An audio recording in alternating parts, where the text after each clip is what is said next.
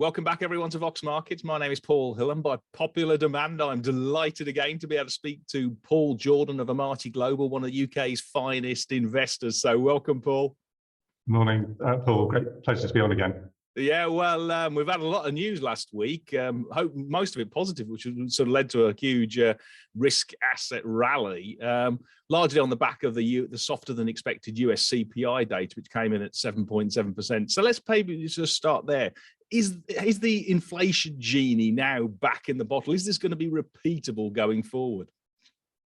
I think, yeah, our general view is that inflation is now going to fall. So yes, I think it would be a reasonable expectation to have next year, particularly in Europe, US, and particularly in the US. Actually, I think inflation is probably going to come back down in line, pretty much in line with expectations. Really, a year ago I was saying inflation is going to be way higher than people think. Now I think it's coming back down. Interestingly, the monetarists, the few monetarist commentators who are still out there, predicted the inflation absolutely spot on, and that was really why I became convinced that inflation was going to rise so much.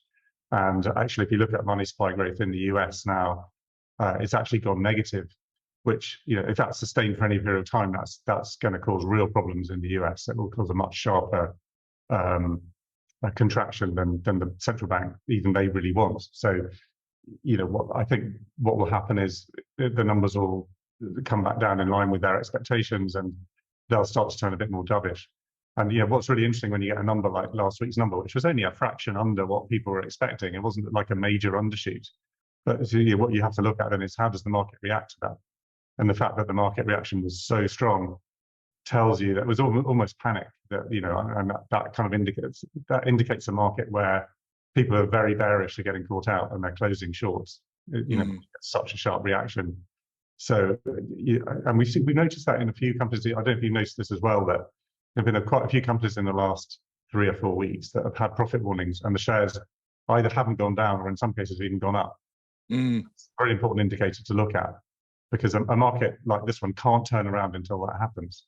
Yeah, clearly there's more bad news to come, and we're going to go through a very difficult period economically. But that's in a way not the real question. The real question is that priced in or not? And to what degree is it priced in, and to what degree are there still nasty surprises to come? Yeah. And when you start to see profit warnings accompanied by share price rises, that so much is priced in that even the bad news you just had is actually a positive. And it's a little bit like that with the inflation number last week. It was a terrible number. It was a massive inflation number, but it was a bit better than the very worst expectations. So, the reaction was actually extraordinary. And I think it's quite a powerful indicator of where we are in the market.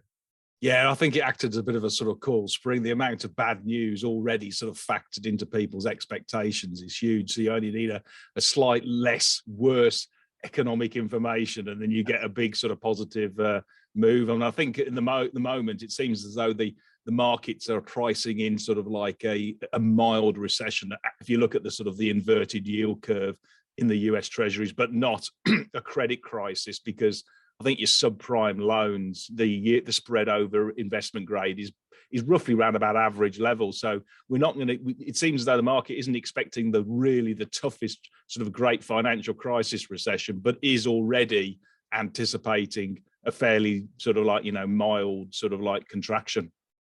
I think that's right. And what's of course different about this time round is we always like to kind of solve the last crisis all over again, but this crisis is not really about a credit crunch. This crisis is really about government debt and the yield shift. And it's the yield shift, is causing major price movements in asset classes that normally move very slowly, like government bonds, like property, things that you buy for defensive reasons, and suddenly they're anything but defensive, and that's deeply unsettling to markets. And that's really what we've been going through in the last 4 months. But I know it's particularly the kind of the Liz Truss shock was so there isn't unlimited money to borrow. And and really importantly, I think that there was no economic theory behind this so-called supply side economics is just complete nonsense. And really nobody should believe it. If you start finding yourself get seduced by that take a cold shower and start over again, because there is no theory which backs that up at all. And in fact, in some ways, perhaps Liz Truss and Kwasi Kwarteng have done us all a favour by completely disproving, and it takes another form as well. It's this thing called modern monetary theory, which is not really modern. It's not monetary and it's not theory. It's just nonsense, where you can basically just spend without limit, and that's a seductive idea to both the right and the left, and and that needs to be done away with, because actually, when you go into a scenario now where interest rates normalise, if the interest rate is above the inflation rate, you get positive real yield. You've got a problem, and you have to start contracting government debt. Yeah, you can't. Otherwise, you end up with this ballooning, the ballooning figure where the debt servicing cost just grows as a percentage of GDP every year, and then your debt's out of control, and that's how you get into real trouble. That's never ended well. That's the kind of Latin American situation. It's that it's when inflation goes way out of control. So this was a shot across the bows for the UK, really, not to get stupid, and that's why Thursday's announcement is going to be painful, but it's also unfortunately very necessary. Yeah, we haven't invented the magic money tree yet, have we? It seems. No, exactly. Now, just looking sort of 12 to 18 months in advance, is there going to be a resolution, or do you see a resolution at all? First of all, in the sort of China zero COVID policy, and and also just as importantly, obviously the Russia-Ukraine. Will there ever be a ceasefire there? There may not be a resolution to the war. The conflict might carry on, but will there be a ceasefire? So what's your thoughts on China and Ukraine? Oh, well, I mean, easy questions. You got the second one right, spot on. In February, you said there was actually going to be a conflict, and then Putin went in about a month later. Yes, and I think the thing to remember about that situation is that, and I remember this very clearly from the commentary around the Gulf War, is you never get a massive build-up of military troops which isn't followed by a conflict. Yeah. And there was a massive build-up of Russian troops on the borders of Ukraine, and yet people are saying, "Oh, there's not going to be a conflict," but that's just wrong-headed. When it happened in Iraq, there was a war. When it happened in Ukraine, there was a war. Syria was slightly different. But so what's going to happen there? Obviously, I don't know, but I suspect that the war in Ukraine can't find a resolution until you get one of two things. Either Russia, for whatever reason, decides to pull out of Ukraine and lick its wounds and kind of try and repair its relationships with the rest of the world, which should obviously be the sensible thing to do. But what's the chances of Putin having a kind of Damascene conversion like that? They've got to be low.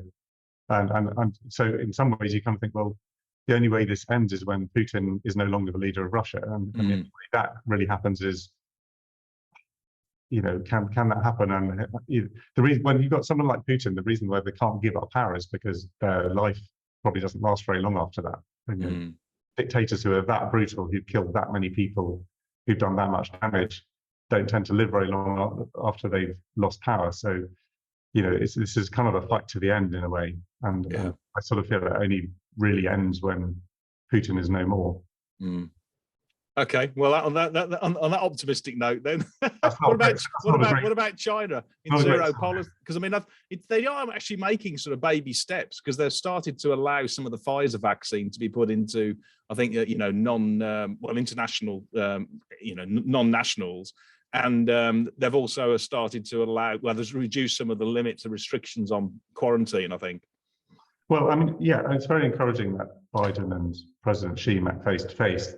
I think that actually we've just really underestimated how much damage COVID did, in the sense of the world leaders just didn't meet. And you don't get the same relationship talking over Zoom or whatever they use. Yeah. Or secure version they use, but you don't build a relationship that way. You can, if you know somebody really well, you can carry on a relationship to a degree, but it's just not the same. So meeting face to face is absolutely crucial. And what is required between the US and China is just a kind of rapprochement. I mean, obviously, we're not going to agree over everything. America's not going to drop its sanctions on China. It's not going to, there are certain. The world is divided in a way it wasn't 3 years ago, and it's pretty profound, and that's not going to change. But in order for us all to have a much better time of it, we need there to be some understanding, and we need it to start drifting back in the other direction. And, obviously Taiwan is the main stumbling block there, and President Xi has really tied his colours to that mast. There is no way of, it's like the kind of Northern Ireland Protocol. There's just no way. It's one of those logical things. There's no logical way out of it, other than you just be pragmatic. You kind of live with what you don't necessarily like, and that's what cooperation is. And cooperation between nations always involves compromise. And when we stop having that sense of, well, let's be prepared to compromise because we want a better life, things can get bad very quickly. So the fact that they've met, I think, pushes things hopefully back more in a cooperative direction, and at least stops it deteriorating further. And it's the most dangerous situation in the world, the China-US tensions. We all need that not to ramp up further, and of course that can happen, but it requires that bond of trust and actually a relationship. And so I'm very pleased they met face to face. Yeah, now my wife keeps reminding me of that as well. So that approach. Now, optimistically, if you're wrong on sort of like Russia, and there's a vaster sort of lifting of those COVID restrictions in China, presumably actually that would be a major catalyst as well for the for the market. So something to look forward to. Now, just in terms of couldn't not sort of pick your brains on crypto land, given what's happening with FTX and Sam Bankman-Fried's $32 billion blow up over there. What's next in this area, and do investors care anyway? Good question. I mean, I think my advice to anybody who owns crypto assets is to sell them. This is the kind of tulip bubble all over again. Where something which is essentially worthless becomes massively valuable, but it's much more insidious than the tulip bubble in a way. And that I think whenever you make an investment in something, a very good kind of question to ask yourself, well, if this company, or in this case this asset, didn't exist, would anybody miss it? And obviously with crypto assets, the people that would miss it are the people that are gambling in it, but that's fine. But the people who would really miss it are the crooks and those who use it for pretty nefarious purposes. I can't see any good that's come out of crypto. The more I think about it, the less impressed I am by it, really. And the people who try to say, oh, well, this is the future of money, why? I don't get it. Blockchain is not a requirement for money, and the distributed ledger ideology, I don't think really stacks up. It's only really good for crooks. And the rest of us absolutely, the people who think that this is a good idea just don't understand the monetary system of the world and why it has to be regulated and why it is controlled by governments. The world doesn't need a essentially completely autonomous currency that can get around all the money laundering regulations you like. And the tax, yeah, totally agree. Where is the good in this? What is it? What is it achieving that we actually need? And if it didn't exist, who would miss it? Nobody that I regard as important would, or no good cause that I can see out there will get damaged by it not being there. And if you certainly switch it off, then it'll help some of the energy crisis, because I think it takes up about 10% of the world's electricity power. The idea that we're using that much electricity on cryptocurrencies is just a complete absurdity. It's equally immoral. It's a kind of craziness. And the other thing, I know you might know this, but I often wonder, who is it who actually pays for the astonishing amount of advertising that goes on for crypto? The people who buy this don't do it by accident. They've done it because it's been marketed at them unbelievably heavily through emails, through, I don't know what, all the marketing channels that get thrown at you. A couple of years ago, it was like every other message you saw was, you need crypto, you need crypto. Completely, who's paying for all of that? And it's actually not good for the advertising industry when you get a blow up in crypto land, because I think in Super Bowl in 2021, it was classed as the crypto bowl, because there was 4 major cryptocurrency adverts at the halftime show, and now it's obviously just blowing up. So I'm with you. I personally, as a GARP investor, won't miss it. So it could give some sort of ripple effects into other asset classes in the short term, but I don't think it's large enough or systemic enough to be able to have damaged equities. It's an interesting question about crypto: is it money or not? And if it's not money, what is it? But if it is money, then of course it increased the money supply by, you know, way more than is ever recorded. Of course, that's a kind of impossibility. And so, you know, the actual sort of supposed market cap of these currencies can't really exist, and it can't exist. You can't translate that to the real world. It'd be just massively inflationary if you could just invent this coin and it goes to 500 billion and then you cash it in. You know, has that money been created? So, you know, nothing productive has made that. Yeah. So that there are lots of sort of impossibilities, and you know, hopefully it'll become almost impossible to launch a new cryptocurrency and just print money and turn it back into cash, because you know that it's just not. It's, you know, that's the tulip bubble. Yeah. Yeah, Liz Truss probably puts it on her magic money tree. Now, just moving to sort of like some stocks you have been sort of like, or you know, buying, or so the ones are held.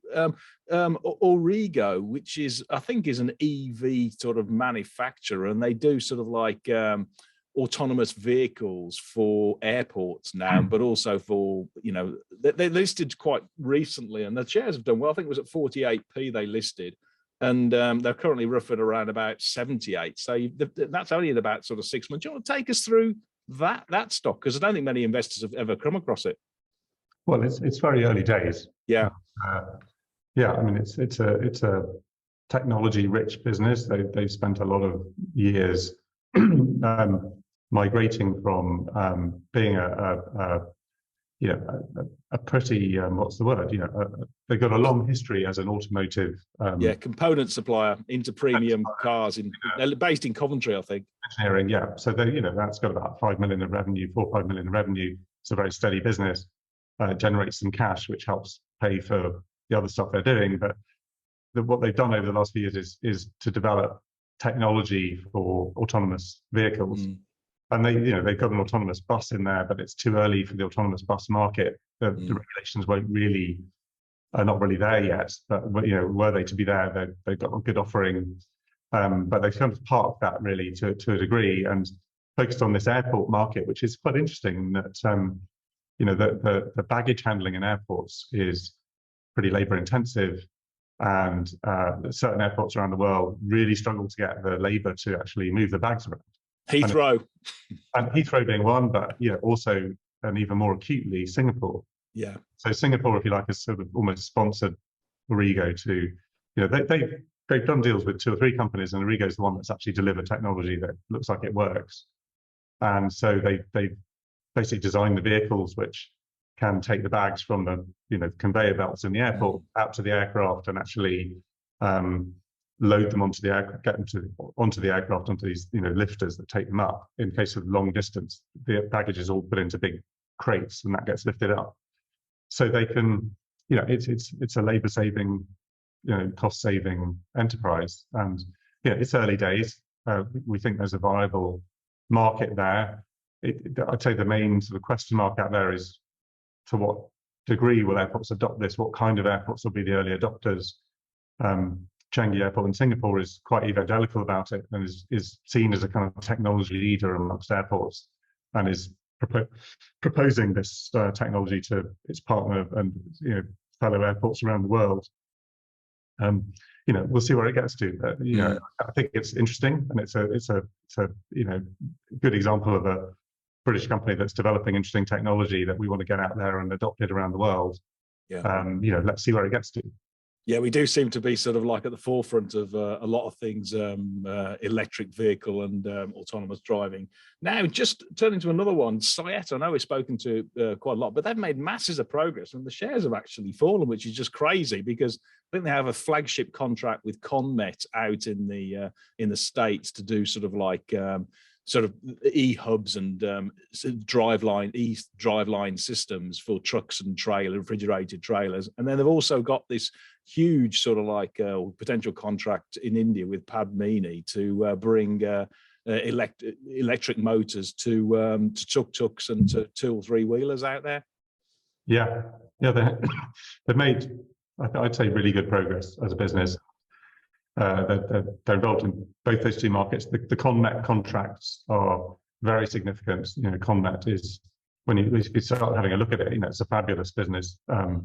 it's got massive market share in the US truck market. You know, it's a real deal as a partner, and they're very serious about getting these products adopted in the market. And you know, they are the company to go to market with in the US. But it's not an overnight game. So, you know, we've been through such a brutal market that it's not the market that has any patience for waiting a couple of years for these things to start coming through.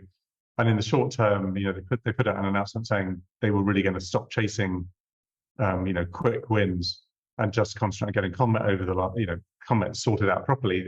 It's over the line, but they need to actually do the work and really focus on it to make sure they deliver it. The Padmini JV in India is absolutely crucial. That's what they floated to do, and also the European boat market, the marine market. That's also something they can focus on. But because they're not chasing the sort of short-term 1 year, you know, next year revenue targets, they downgraded their short-term expectations so that they'd have a better long-term future, and the market just never likes that. So nothing we can do about it. We just got to live with it. Yes, it feels very harsh what's happened. Yeah, the market works. So you know, hopefully it will recover really handsomely next year. Yeah, I mean, I think this is one of those things for investors, isn't it, really? You just got to accept that price and value don't always align at times. And this one is a huge potential upside if they can get this one right and deliver those 2 large contracts. I mean, you can see many multiples of the current share price.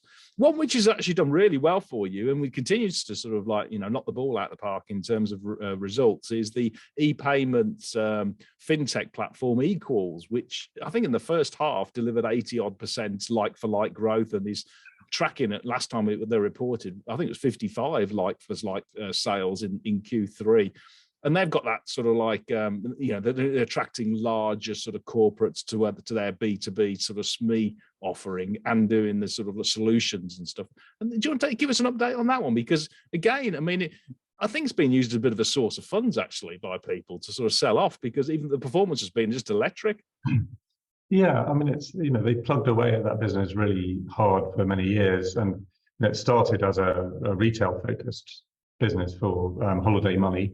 That market kind of got flooded with venture capital money, on with Monzo and Revolut, and they sort of had to withdraw from it because they weren't going to lose. You know, because it's always been run from the point of view is we need to make money, whereas the big VC-backed companies, you know, let's just raise $600 million. Doesn't matter if we lose $400 million and or more than that, and they'll just raise some more next time round. So they could throw free product at the consumer and gain customers, and then figure out what to do with them when they've got them.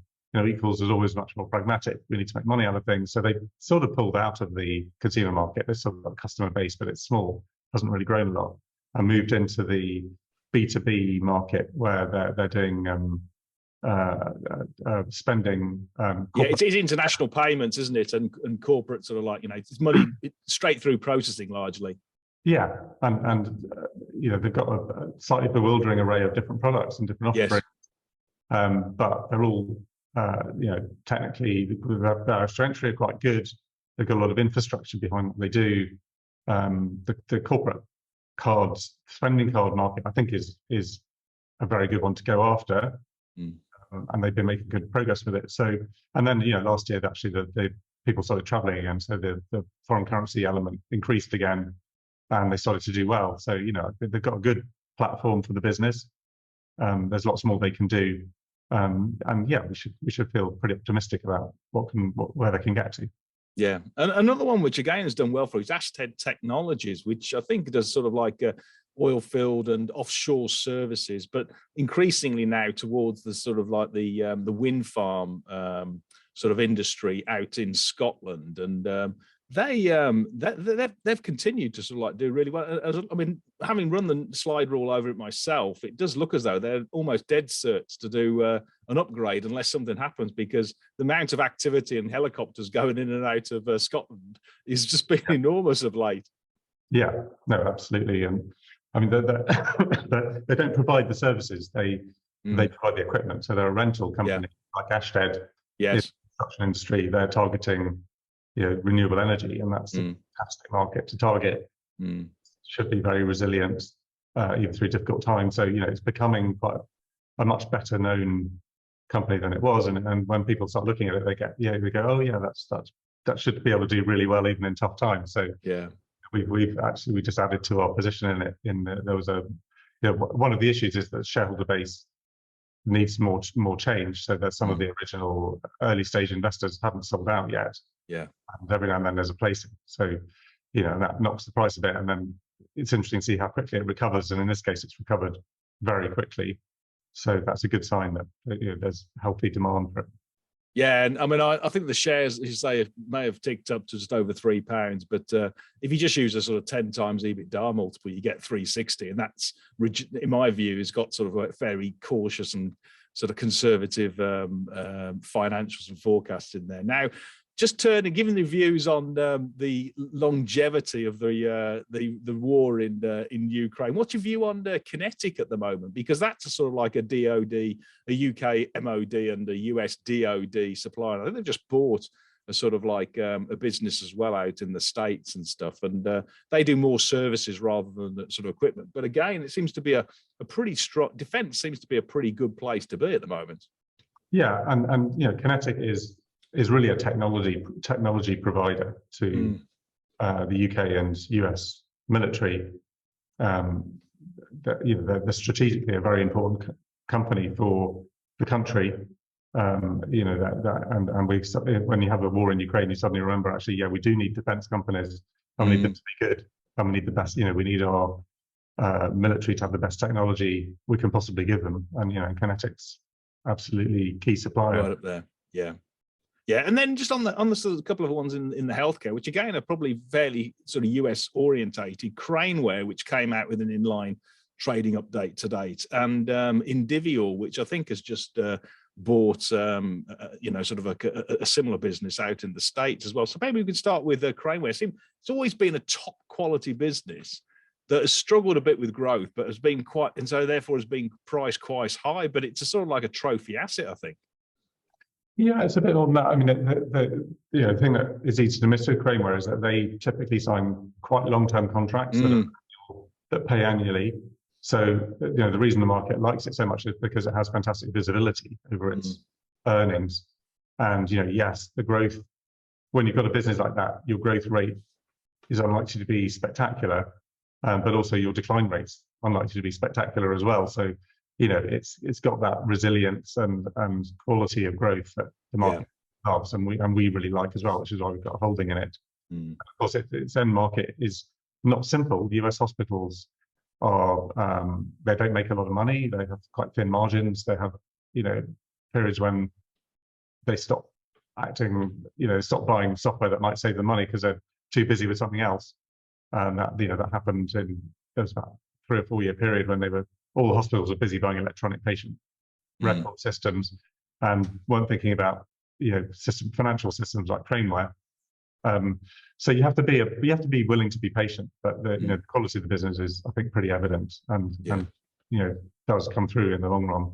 Yeah, and in Indivior, I mean, I remember this one about 3 or 4 years ago, and I think it was trading. It had a bit of a problem because I think it does drugs basically that help people get off opioids and other sort of like really quite severe heroin type drugs and stuff.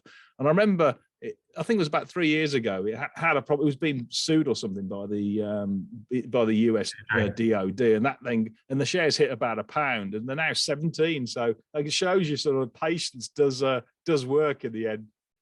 Well, yes, the shares were consolidated. So was it? Oh, see, sorry, yes, right, okay. Quite gone from 1 to 17, but it has still been very good. Yeah, to share. And I mean, the DOJ case is interesting. I mean, it was interesting from the point of view of Indivior got unbelievably, they were persecuted effectively by. Yes. Okay, it was incredibly unjust what happened, and actually, I think behind the scenes what went on is that the prosecutor at the DOJ had led the case against the Sackler family, who root of a lot of the opioid addiction in the States, and the opioid addiction is a terrible crisis in the US. It afflicts millions of people, and it's killed a lot of people. And the Sackler family were behind the drugs company that promoted the opioid painkillers that were widely prescribed, and they promoted them for all sorts of use that they shouldn't have done. And they ended up with, a fine that in relative to what they'd done was really way too low. And they didn't bankrupt them, and they effectively got away with it. And I think the guy who then prosecuted them was so embarrassed by the deal that he then tried to make up for it by suing everything else related to that incident, just mercilessly. And the problem Indivior had is that, well, basically what had happened is one of their representatives had made a claim that was slightly too big for one of their drugs a long time ago, and had not withdrawn it in time and didn't correct it in the right way. And so there was an error, and it should have been dealt with better. But in the scheme of things, this was utterly trivial.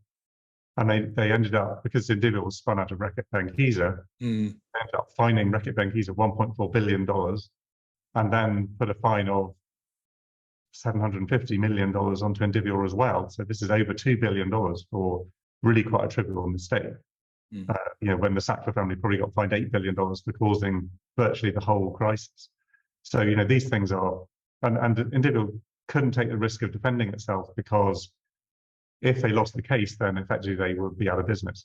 So the leverage the DOJ had was massive. So anyway, it got settled.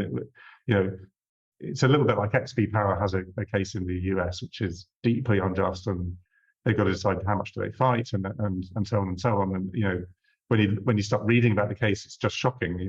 How is it that a legal system can do this?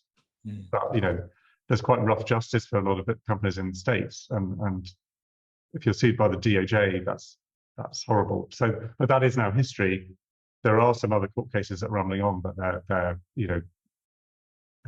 not the same. They're not the same magnitude at all, and they're also all, I think, pretty bogus cases. But they've got, well, some of them have merit, some of them don't, and it's most of them will be settled in one way or another, except for the ones which are just clearly opportunistic. Let's have a go kind of cases. So, but this sort of legislative litigation backdrop is basically fading into the background. It's not completely disappeared yet, but it's fading into the background. Meanwhile, the important stuff is the new formulation of their product, which is this once a month treatment, where if you have an opioid addict, in the past, what you do is give them a daily treatment, and basically what the treatment does is it blocks the receptors in the brain, so that if you then take the actual drug, you get no benefit from it. And they also add in something which means that if you take the drug, it's really unpleasant. So that means if you're a drug addict, the tempting thing to do is to stop taking the treatment, because you want to go back to experiencing the kind of euphoric I gave you, and you stop taking it. And if you're on a once a day treatment, it's really easy to do. So compliance was dreadful with the treatment, even though it's a very effective treatment. Compliance was a big problem. But if you're treating a patient, you can give them a once a month treatment, which is injectable at slow release over a month. At that point, the patient can't just stop taking it at random and say, I want to take the drug today, because the treatment's still there. And you're taking that risk out of the patient's hands, and you might think, well, that's very unfair, but of course it's not. This is what saves the patient's life. This is a really important treatment, and it's the only one in the market, and they spent many years developing it, getting it approved. Actually, I remember sitting and watching the FDA committee that was approving it, and made me think, crumbs, I'm so glad I'd never have to take a drug through any kind of committee. These things, any possible thing they just tear apart, they do. And interesting, the rival product, which was another company, venture capital backed product that was also being approved at the same time, that's still not approved. That's rival product, and it's actually kind of not really even hearing about it very much. So originally we thought they'd have the market divided between two new products, and actually the other product is nowhere near the market yet. So the adoption of that new treatment is going really well, and has got a lot further to go, I think, and that's really the big attraction in the shares. And they've broadened that into other markets. So they've got a product for schizophrenia, and they've just bought another anti-addiction. That's overdosing, isn't it? The overdosing one. And that's brilliant, because they're in touch with all the doctors who treat opioid addiction. So having another good product to sell is a very good idea. Yeah. What about Polarean Imaging? Because I know we've talked about this one a couple of times, and now it's sort of like finally, well, hopefully by the end of this year, going to get a decision from the FDA, and that whole sort of process. And I think there's been multiple sort of companies have struggled getting approval from the FDA, and maybe because they're overworked or whether they've had a lot of political lobbying, I don't know. But it seems to be their imaging technology using their xenon gas does seem to be the best in town. And but it's every excuse possible that they seem to be putting in front of them to get approval. Well, the FDA became highly dysfunctional in COVID. And, some bits were working fine and other bits weren't. And, so a lot of med tech and drug developers have been victims of that. And actually that drug I was just referring to that hasn't got approved, the rival of Indivior, has probably fallen into the same kind of hole of just FDA just not functioning properly. But to the FDA's credit, they recognize the importance of Polarian's device, and effectively they hadn't done the job quickly enough, and the one part of the approval process just ran too late, and they weren't going to make the date, and they contacted them instead of just giving them another CRL, which would have been they said, okay, well, let's just agree to delay the date of the approval. And Polarian have agreed to that, and they're doing them, and now giving them time to do the work that the idea. It's the manufacturer, isn't it? I think of the gas, which asking Linda questions, and Totally. Or could have been done, should have been done sooner, and should have been approved on time, but it hasn't been. It's another delay. It feels like it will get through this time. It's the FDA, so let's just see. And these processes are incredibly rigorous, of course, but they are not functioning as well as they should at the moment. But I think now, given that the FDA took the initiative and said let's agree a delay, that does indicate that they want to get this done. Yeah, well, you hope it's going to be based on merit by the by the end. What about intelligent ultrasound? Because of this one, sort of like started off, I think, doing sort of like very innovative simulators to help people train on ultrasound machines, and now have actually branched out into AI and to enhance imaging. And they've sold that system, the technology, I believe, into GE Healthcare, which is a huge ultrasound manufacturer. I mean, that's a massive endorsement of the technology. Well, I mean, the deal with GE was done actually a couple of years ago. Yeah. and GE have, again, there was a big COVID kind of slowdown effect here. So, in a way, there's a bit of catch up going on, and that's why the company, raised some more money. And, they raised a bit more just recently, didn't they? About £5.2 million or something. Yeah, and that some of that was just to deal with the delay, but the fact is, GE are adopting it, and these, going into the clinic is a fantastic step forwards for the company. So they're going to clinical use rather than just training. And, it's part of the big picture of AI being used in medicine and to improve medicine. And, if you're doing an ultrasound, you've all seen the kind of images you get. They're going to be quite confusing. And obviously a trained clinician can detect things pretty quickly that you wouldn't be able to, but that being the case, an AI can do this even better and consistently, and it can enable the scanning to be done much more widely and more cheaply, because you don't need world experts to come view the images when you've got an intelligent computer saying that's what this is, that's what that is. I think it's got an interesting future, and we'll see some growth coming out of it in the next couple of years. Yeah, it seems to be a theme, actually, of a lot of sort of like small med tech or innovative sort of medical companies that the shares, recently over the last 12 months have been really sort of sold off hard on, even though the company is actually executing its strategy. So as I say, you get this big potential upside. Now, another one which is sort of like exactly falls into that is Verici, which basically does sort of diagnostics for kidney transplants out in the States, and they've got their two lead products which have come through now sort of validation studies, and I think they're the best in class, certainly in terms of the data at the moment. And they're commercializing one of them at the end of the starting soft launch now, I think, or certainly in Q4, and the second one is coming after some more data collection next year. But the shares have gone from sort of 90p, and I think they traded about sort of 12 or 13. And one of the most astute healthcare or life sciences investors, a big one is Christopher Mills, who along, you know, sort of he hasn't lost hope. And what's your sort of latest on Verici? Because it does seem to be, I mean, I think you've got a price target by Singers of about 65p or so. Yes, I mean, one of my colleagues covers the detail of Verici. Oh, sorry. But I mean, I think the thing to say about it is that, you know, Verici was part of a string of companies that spun out of a UK, you know, medtech. EKF Diagnostics originally, and then Renalytix, wasn't it? Yeah, in which, you know, obviously Chris Mills was a big shareholder, and it was instrumental really in spinning these companies out.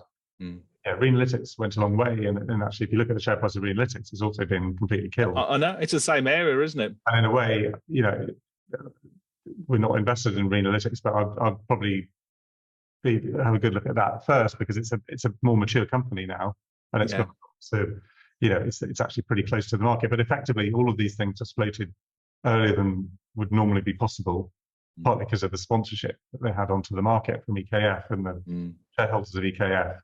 But then when you go into a kind of tailspin market like we're in, you know, suddenly that's painful, and you're there a bit, you know, quite a few years before you'd normally be there, and actually public market investors are not really used to such early stage things, and they just take a long time. And, you know, yes, these are really interesting companies, but they're long journeys as well.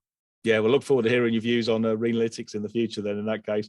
Now, another one which came out of with its results half year was CakeBox turning to sort of like, it's in the consumer space, but it does sort of like speciality sort of fresh cream cakes and on a franchise model in the UK, and it's still expanding rapidly. It's had a tough, obviously, last 6 months. I think the hot summer weather didn't help it, because obviously it stopped people sort of buying, you know, sort of cooled or, you know, sort of cakes and stuff like that. And likewise with the cost of living crisis, which has sort of impacted, and a few other sort of bits and very tough comms, but seems to have come through that. And now the like-for-like sales in September and October are sort of like, you know, your low sort of coming towards mid-single digits. Well, I mean, the beauty of a franchise business like CakeBox is they're cash generative. They don't carry the kind of lease liabilities that a more standard retail carry. They benefit hugely from the passion and commitment of the franchisees, who, you know, are incredible. And you know, but that you can, it's a good model from that point of view, because you've got incredibly motivated shop managers or groups of shops managed by, you know, very strongly motivated people. And they've generally speaking been very resilient through difficult times because of that. And it does, you know, when you go into difficult times, it's down to your managers to really pull the stops out, and they have done that in CakeBox.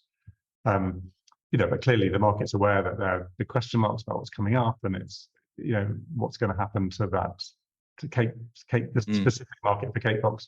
I don't really know, but you know, you can see in the numbers in the interims that the resilience of the business is pretty clear, because it's still generating cash. It's got a strong balance sheet. It's not packed full of, you know, hidden liabilities. So, you know, there's a lot of resilience there, I think. Yeah, and I think the shares currently trade on about sort of it's got cash on the balance sheet, and it's trading at roughly less than 11 times a price earnings ratio. And I did notice that the CEO, Suk Chamdal, bought a shed load of shares a month back, and the COO, after the results yesterday, also bought over 50,000. So obviously the management are sort of like cleaning up, I suppose. Or certainly, they're eating their own cooking anyway. In terms of just moving sort of like another one, which is a sort of like a long duration asset, is Essensys, which basically does sort of like innovative software for flexible workspace in very large offices. I think they were homebred out of the UK, but have moved out into the US, and they're branching also into Asia. But they've got some really iconic type of huge buildings in New York and Chicago and stuff like that. And I think they do all things like, you know, the bookings and the broadband and the access into the buildings. But the shares have just been annihilated. I mean, they've come down from about £2.50 to 50p, I think. Yes, they have, and that's been really painful. I think, yeah, I mean, it's a very interesting product. They've got a good product, and it's you know, as far as I can see, a well-run company. But I'd say they've been too slow to pull their horns in, really. I think they need to when you run a business like that, you know, the level of losses you make is really just determined by how aggressive you want to be about expansion. Yeah. When you go into a market like this, you need to take the foot right off the pedal. In my view, and they've been slow. They've been too slow to do that, and they paid a price for it. You know, they have a lot of cash on the balance sheet, so there's no sort of existential threat for them. But you know, given that actually the property companies are now in a bit of a, you know, they're in a bit of a tailspin themselves, they're unlikely to be thinking first and foremost about software to run their offices. They're going to be more thinking about, you know, financing and what's the market doing. And you know, when you go, it's the suddenness of the yield shift that's changed the property market. And that, you know, that probably that in that environment, you just want to be a bit cautious about how much growth and push for. So I think, you know, I'd expect them to take their foot off the pedal a bit from here. But the underlying quality of the software is very good. You know, it's a real business. They got, you know, the sales are significant. It's 20 million of sales. They're very valuable sales and you know, and profitable sales if you right size the company. But you know, this company at the moment is sized for a much bigger business, so banking on a lot of growth. I think they're going to have to be a bit more patient about that and just and say, actually, we need to preserve the balance sheet and let's see this as a bit of a longer game. Yeah, I think if they managed to accelerate the path to profitability, you'd see a huge re-rating in the shares. Incidentally, actually, I said the same thing to the CEO, Mark Furness, as well. There was an opportunity to do that. So at least you and I are very consistent. Now, just moving to Getech, which basically is a seismic sort of like data business that you did a lot for the sort of the oil and gas sector, but is now doing increasingly for sort of like hydrogen hubs in the UK, isn't it? And it's raised a bit of money just recently, but it seems now that if they can get onto this sort of like the expansion in all things hydrogen, it could do really well, could really be a game changer for the business. Yes, and so I guess they tied. Yeah, there is the core business is you know, carrying on, and it's been doing reasonably well, and expanding into mining, and you know, they've got really the world's best geotechnical database. So you know, you want to see where the rocks you're drilling into came from, you use their database to kind of rewind 450 million years and look at where, you know, what were the rocks doing then, and you know, it's pretty amazing data product from that point of view. That has all kind of uses. Also the geothermal market, which should develop quite nicely in the next few years. Yeah, that will benefit from using their product. And then on top of all of that, the company sort of slightly tied itself to this idea of hydrogen hubs for commercial vehicles, and there are certain local authorities in the country that are really pushing this, one of them being the Highlands Council. So one of their hubs is in Inverness, the proposed hubs. And you know, I think there is logic for it. There's certainly a massive government push for it. But it's not yet proven, and we don't yet have one of these things financed to construct, you know, and past that point of FID, you know, commercial decision. That's the investment's all been approved. So you kind of want to see one of these hubs prove the pudding, as it were, and get to that point. And you know, and ideally, you want to see Getech bring in some partners to get them there, and so they're not trying to finance them all on their own. And then it's really down to, you know, can this vision be delivered? You know, the hydrogen is not straightforward. It's often touted as the kind of, you know, storage is tough, isn't it? There is no hydrogen economy. Hydrogen is not an economy in its own right. What it is an energy storage mechanism, and it's not an easy one. But there may well be a use for it, certainly in the sort of intermediate term, because you can't run commercial vehicles on batteries. The batteries just have to be too heavy. So when the vehicles get beyond a certain size, running them from fuel cells to generate electricity is probably the only way to do it right now. So the question is, does that all make economic sense? And you know, that is not yet proven. So that's what Getech have to, and the partners have to prove up. And you know, clearly there's huge the government wants this to work, especially the Scottish government. You know, you read their stuff about hydrogen strategy, you know, but I think some of what they write is a bit naive and underestimating the difficulties of hydrogen.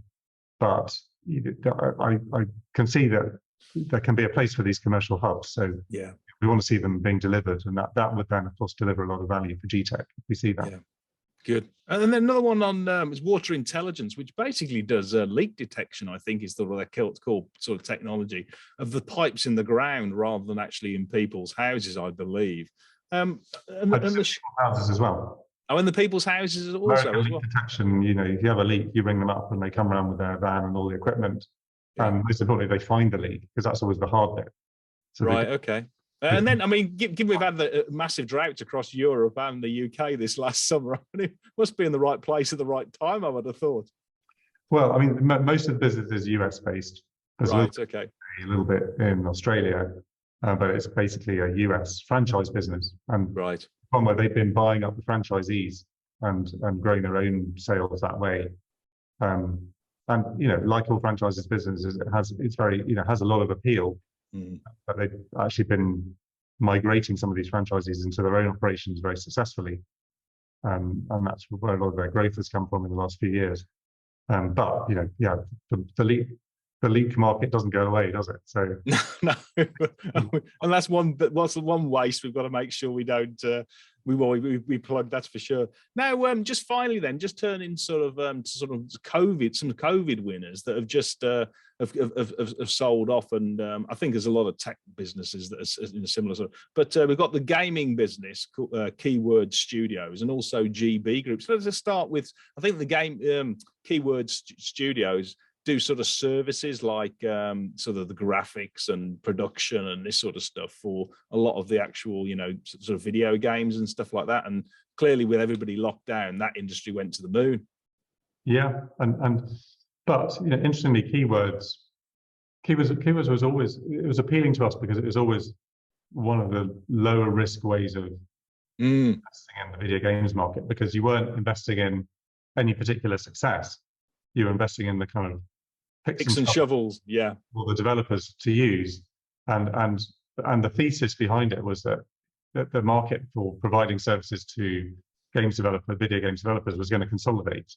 That, you know, if you're Activision or Electronic Arts, one of the, you know, major players in the industry, that you don't want to have 5,000 suppliers around the world. You'd rather just have 3 or 4. And so Keywords have been consolidating, and you know, one part of conventional wisdom will be that, you know, acquisitions are really difficult. Making that many is never going to work, but you know, they are magnificent acquirers of companies, and yeah, there are, when you see it, and there's a number of other instances, you know, in engineering, and Halma, or you know, in components, look at Discover IE. There are companies out there that just made their living out of being very good buyers of businesses and consolidating a massive market at the right kind of prices and in a very kind of healthy, cooperative way. So this is possible. It's not without risk, but when companies are really good at it, it's actually a very good business model. And Keywords have really just kind of proven this and created a global, very impressive collection of businesses that offer a very wide array of services, including actually the kind of core development services now as well. So they have development studios that will boost the productive capacity of the publishers' own studios. So, yeah, I think it's got to a very interesting place, and it's very consistently delivered. And the video games market, yes, it's going to have a tougher year, but it's still, you know, it's a kind of secular growth market and remains that. It's hard to see what's going to disturb that, but with some ups and downs. And you know, the COVID was a huge up. We're now in the sort of getting over that period, but there's still going to be a lot of video games developed and bought and used. It's still a good value form of entertainment, albeit some more nostalgic people like me might sort of slightly hanker after a while when video games weren't quite so dominant. Yeah, was it Space Invaders was the one I sort of grew up, and Defender was another one.